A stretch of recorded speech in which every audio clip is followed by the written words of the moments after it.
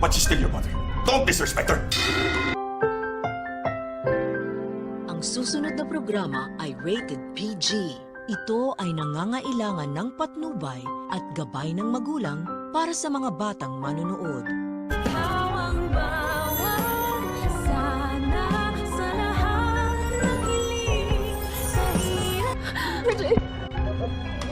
Gumagawa na nga ng malupit na plano si Eric kung paano nila malulusutan ang kanilang pagpapabaksak sa Apex na walang makakahuli sa kanila kung paano nila ginagawa ito. Maisipan kasi ni Eric na kailangan nilang mag-ingat ng kanyang anak upang hindi sila mahalataan ni Giselle sa kanilang masamang pakay na paghihiganti nga dito. Sasamantalahin ni Eric ang pagkakataon na muli na namang binabastos ng kanyang anak na si Justin ang kanyang ina na si Giselle. Dahil nang hinagis ni Justin ang binigay na bulaklak ng kanyang nanay, ay papagitna naman ito si Eric at sasabayin si Justin. Papanwaring pagagalitan ni Eric si Justin at sasabihan niya ito na hindi porket galit siya sa kanyang nanay na si Giselle ay babastusin niya na ito. Kailangan niya pa rin daw irespeto ang kanyang ina dahil nga ito ang nagduwal sa kanya sa mundong ibabaw. Biglang-bigla naman si Justin dahil hindi niya inaakala na sasawayin siya ng kanyang ama. Pero eventually ay maunawaan din naman ni Justin ang ginagawang strategy ng kanyang amang si Eric upang hindi nga sila mapaghinalaan ni Giselle sa kanilang balak